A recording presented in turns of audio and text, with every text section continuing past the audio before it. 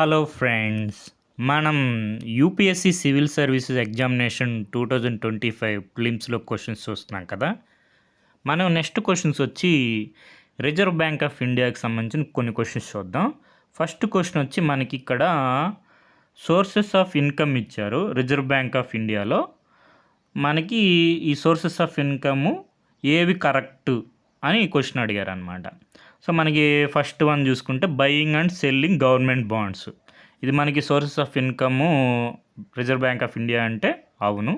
మనకి buying selling ద్వారా మనకి ఇన్కమ్ వస్తుంది కదా, గవర్నమెంట్ బాండ్స్ని బై చేయడం వల్ల సెల్ చేయడం వల్ల. Next buying and selling foreign currency. So ఇది కూడా కరెక్టే. Next pension fund management. మనకి రిజర్వ్ బ్యాంక్ ఆఫ్ ఇండియా మనకి పెన్షన్ ఫండ్ మేనేజ్ చేయడం అలాంటిది ఏం చేయదన్నమాట. సో మనకి ఇంటర్నల్ ఎంప్లాయీస్కి పెన్షన్ ఫండ్ మేనేజ్ చేసినా కానీ మనకి దాని మీద సోర్స్ ఆఫ్ ఇన్కమ్గా కన్సిడర్ చేయరు. నెక్స్ట్ మనకి lending to private companies. So మనకి ఇది అయితే మనం ఈజీగా ఎలిమినేట్ చేసేయచ్చు. Lending to private companies reserve bank of India చేయదన్నమాట. మనకి రిజర్వ్ బ్యాంక్ ఆఫ్ ఇండియా అంటే ఏంటి? బ్యాంకర్ టు గవర్నమెంట్కి బ్యాంక్ అనమాట. నెక్స్ట్ బ్యాంకర్ టు బ్యాంక్స్, బ్యాంకులకే బ్యాంకు మన reserve bank of India, central bank of India. So మనకి 4 కూడా ఎలిమినేట్ అయిపోతుంది. 4 ఎలిమినేట్ చేసేస్తే మనం 2 ఆప్షన్స్ ఎలిమినేట్ అయిపోతాయి. అంటే ఆటోమేటిక్గా 1, 2 అనేవి కరెక్ట్ అనమాట.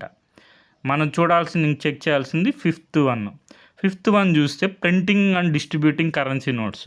సో మనకి printing and distributing currency notes అనేది main function of reserve bank of India. So మనకి ఇది సోర్స్ ఆఫ్ ఇన్కమ్ అంటే సోర్స్ ఆఫ్ ఇన్కమ్ అనమాట. ఎందుకని మనకి సైనరాజ్ వస్తుంది. సైనరాజ్ అంటే మనకి మన వాల్యూ ఆఫ్ మనీని నెక్స్ట్ కాస్ట్ ఆఫ్ ప్రొడక్షన్ తీసేస్తే మనకి ఇన్కమ్ వస్తుంది కదా, అది రిజర్వ్ బ్యాంక్ ఆఫ్ ఇండియాకి ఇన్కమ్ అనమాట. సో మనకి డి అనేది ఆన్సర్ 1 to 5. సో నెక్స్ట్ మనకి ఇక్కడ బ్యాలెన్స్ షీట్ డిస్క్లోజర్స్ అని చెప్పి రిజర్వ్ బ్యాంక్ ఆఫ్ ఇండియాకి మనకి ఇవన్నీ incomes, foreign income, instant payment, sources of income. So ఇలా అన్నీ మనం ఇన్కమ్ డిస్క్లోజ్ చేస్తుంది. నెక్స్ట్ ఇది మనకు బ్యాలెన్స్ షీట్ అనమాట. బ్యాలెన్స్మెంట్ షీట్ చూసుకుంటే అసెట్స్లో చూడండి, notes, rupee coin, small coin. So ఇవన్నీ నోట్స్ మనకి కరెన్సీ ప్రింట్ చేయడం వల్ల, డిస్ట్రిబ్యూట్ చేయడం వల్ల మనకి ఇన్కమ్ వస్తుంది అనమాట రిజర్వ్ బ్యాంక్ ఆఫ్ ఇండియాకి. నెక్స్ట్ లోన్స్ మనకి బ్యాంక్స్కి బ్యాంకర్ అనుకున్నాం కదా. Next banker to government, central government, state గవర్నమెంట్కి లోన్స్, అడ్వాన్సెస్ ఇవ్వడం వల్ల మనకి ఇన్కమ్ అనేది వస్తుందన్నమాట. సో 1 to 5 అనేది మనకి ఆన్సర్, డి అనేది ఆన్సర్ అనమాట.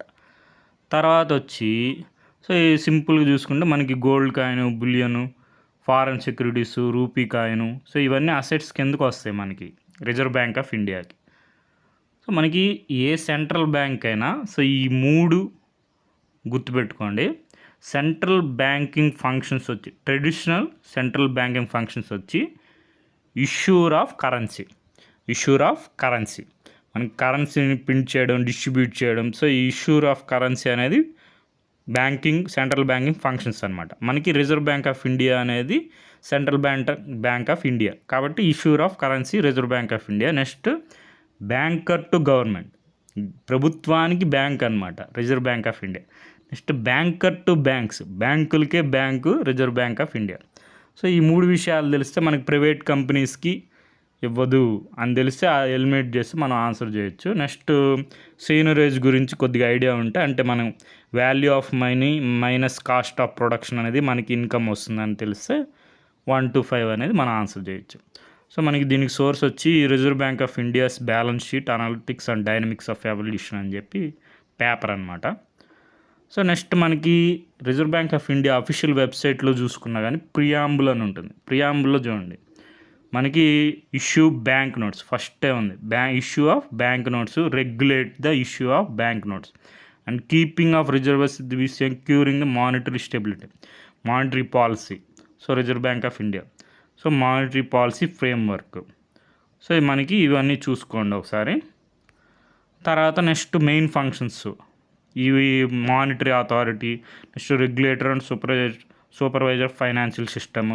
So manager of foreign exchange. So మనం చూసాం కదా, foreign selling and buying foreign currency, issuer of currency. So issue, exchange, destroys currency notes. So ఇవన్నీ రిజర్వ్ బ్యాంక్ ఆఫ్ ఇండియా యొక్క main functions అనమాట. So developmental role, next regulator and supervise payment and settlement systems, next ఇవన్నీ related functions. ఇక్కడ చూసుకోండి, banker to government, next banker to banks అనమాట. ఇవన్నీ reserve bank of India యొక్క main functions about us పేజ్లో ఉంటుంది. So next ఇంకో question వచ్చింది. ఈ క్వశ్చన్ వచ్చి మనం అన్ని ఫంక్షన్స్ చూసాం. దాంట్లో ఎక్కడైనా మనకి ఈ business responsibility and sustainable reports అని కనిపించిందా? కనిపించలా. సో మనకి reserve bank of India mandates all అన్నారు. సో ఆల్ లిస్టెడ్ కంపెనీస్ అన్నప్పుడైనా మనం ఎలిమినేట్ చేసేయచ్చు ఈ స్టేట్మెంట్ని. ఆల్ కాదు, కొన్ని కొన్ని కొన్ని listed companies, top 1000 listed companies. So submit చేయాలి. అది కూడా ఏంటి, మనకి రిజర్వ్ బ్యాంక్ ఆఫ్ ఇండియా కాదు, సెబీ అనమాట. సో ఫస్ట్ స్టేట్మెంట్ అనేది కరెక్ట్ స్టేట్మెంట్ అడిగారు కాబట్టి ఫస్ట్ స్టేట్మెంట్ అనేది ఎలిమినేట్ అయిపోతుంది. సో ఏసీ అని ఎలిమినేట్ అయిపోతాయి. 2 ఆప్షన్స్ మిగిలాయి. నెక్స్ట్ సెకండ్ స్టేట్మెంట్ చూసుకుంటే, in India a company submitting a BRSR makes disclosures in the report that are largely non financial in nature. So ఇది correct అనమాట. B అనేది answer, 2 only. So అసలు ఈ BRSR అంటే ఏంటి అంటే business responsibility and sustainability reporting అనమాట. So ఇది మనకి సెబీ ఇంట్రడ్యూస్ చేసింది. సెబీ మీద మనకి ఆల్రెడీ ఇంకో క్వశ్చన్ కూడా చూసాం కదా. సో ఇది ఇంకో క్వశ్చన్ అనమాట. తర్వాత నెక్స్ట్ మనకి BSR ఫ్రేమ్వర్క్లో రిలేటెడ్ ESG రిలేటెడ్ అంటే మనకి ESG అంటే environment, social and governance related information ఉంటుంది అనమాట, మ్యాండేటరీ ప్రాసెస్. సో అందుకని సెకండ్ స్టేట్మెంట్ కరెక్ట్ అయిందనమాట.